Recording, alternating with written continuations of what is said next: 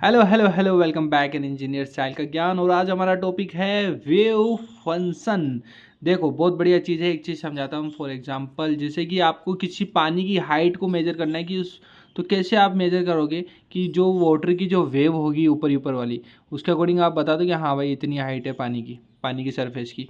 या मैं बोलूँ इलेक्ट्रोमैग्नेटिक फील्ड कैसे वेरीज करता है, तो वो कैसे पता चलता है? वो इलेक्ट्रोमैग्नेटिक वेव्स के कारण पता चलता है। अब बात आती है कि सर मैटर वेव जिसके बारे में बात करें कि कई कई टाइम वो आपका क्या होता है कि पार्टिकल होता है, कभी वेव होता है, तो उसको कैसे अपन वेरी कर रहा है, उसको कैसे अपन कर पाएंगे? तो उसके लिए हमारे पास होता है wave function. So the varying quantity characterising the matter waves is donated by psi. Psi एक वेव फंक्शन होता है जिसके थ्रू आप बता सकते हो पर्टिकुलर पार्टिकल कौन से प्लेस पर है और किस टाइम में है, यानी कि किस टाइम जोन में है और कौन से प्लेस पे वो आप पता लगा सकते हो। ठीक है, तो psi x y z is a space at a particular point. ठीक है, right now we are not using any time at here. So that is the quantity whose variation makes up the matter waves is known as wave function बोल दो या उसको बोल दो wave amplitude.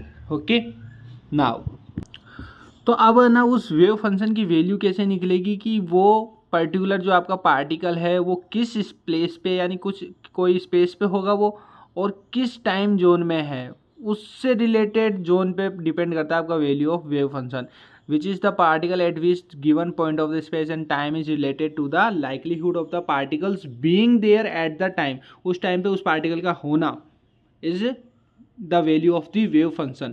So each particle is represented by the wave function जिसको बोलते हैं साई बोलते हैं Sai of position and the time.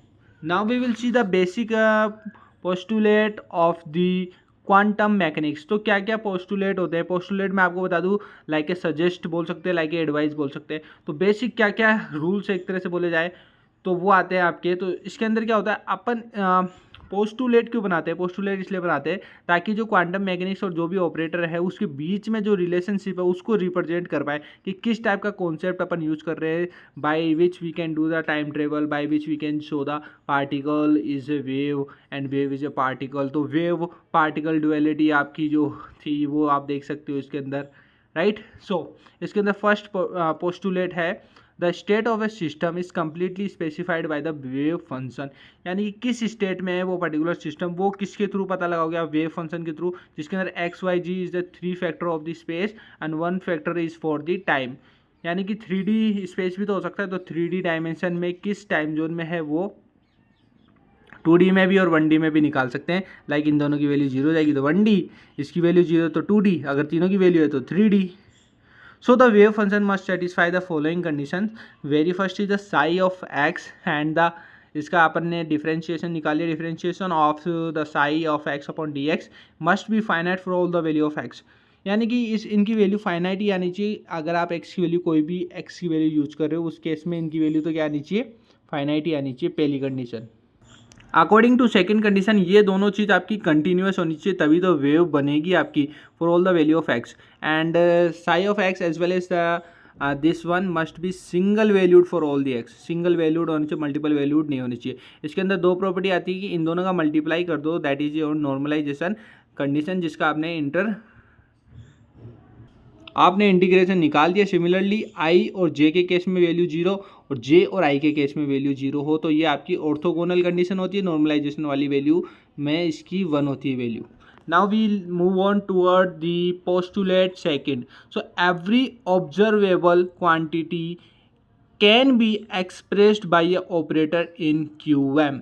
तो जितने भी आपकी क्वांटिटी होती है उन सबको आप एक ऑपरेटर के थ्रू एक्सप्रेस कर सकते हो। लाइक मेरे पास एक क्वांटिटी है कंपोनेंट्स ऑफ मोमेंटम, जिसका क्लासिक अपन हम बोलते हैं पी ऑफ एक्स हो गया, पी ऑफ वाई और पी ऑफ जेड हो गया। इस प्रकार मेरे पास है लीनियर मोमेंटम, ठीक है, टोटल एनर्जी का फॉर्मूला या हैमिल्टनियन डिस्टेंस का फॉर्मूला मेरा ये रहा, ये सब निकाले हुए अपने, ठीक है। नाउ इसके थ्रू मैं एक ऑपरेटर सिंबल बनाता हूँ, सबके ऊपर एंट्रोपी एंट्रोपी एंट्रोपी एंट्रोपी आ गई, ठीक है। अब इनको अगर मैं क्लासिफाई करता हूँ क्वांटम मैकेनिकल ऑपरेटर में, तो इन सबको मैंने यहाँ पे ओपन कर दिया है। तो माइनस आई एच ऑफ 2 पाई है सबके केस में, और यहाँ पे डिफरेंशिएशन ये आपका आ गया डेल्टा, एंड इस केस में डिफरेंशिएशन है टाइम के साथ, टोटल एनर्जी की बात हो रही है, और इसके अंदर हैमिल्टनियन की वैल्यू आती है minus h square upon 8 pi square m delta square plus में वी। तो ये चीज़ आपको देखनी पड़ेगी, और कोई ऑप्शन नहीं है इसके अंदर। नेक्स्ट और मूव ऑन चलते हैं नेक्स्ट की ओर। So in the third postulate, when a measurement of a observable quantity f is made on the system for which the wave function is psi, जिस केस में फंक्शन psi हो, जहाँ पर आपका फंक्शन f यूज़ कर रहे हो आप ऑब्जर्वेबल क्वांटिटी के केस में, तो उस केस में आपकी जो भी f की डिफरेंट वैल्यूज़ होगी उसको आपको मेजरमेंट करना पड़ेगा, एंड प्रोबेबली उसकी वैल्यू को निकालने का फॉर्मूला ये है minus of infinity to infinity आपका इंटीग्रेशन होगा साई स्टार का, then f entropy, then psi, then d and upon में आएगा minus infinity to infinity psi star multiply by psi d v. So वहाँ पर एफ एंट्रोपी का क्या value निकल के आता है क्या भाई, एक्चुअली ये तो समझ में आ गया, चल ठीक है ये फॉर्मूला है, ये है क्या। तो देखो operator associated with the observable quantity is denoted by f entropy, complex conjugate of the wave function size psi star, and the expectational and average value of the observable quantity is this one, angular bracket के साथ। Fourth अपना postulate आता है and final one, a particle moving in the space can be represent by the following wave equation, यानी कि कोई particle एक space में मूव कर रहा है with may be time dependent हो, मे बी टाइम इंडिपेंडेंट हो, टाइम डिपेंडेंट हो जस्ट लाइक अस, हम टाइम के अकॉर्डिंग है, टाइम चला गया वापस नहीं आएगा, it will never come back, तो अभी जो कर लिया वो कर लिया, जो बन गए, तो टाइम बहुत आपका कीमती है, time is a factor, is a important thing for all of us, ठीक है।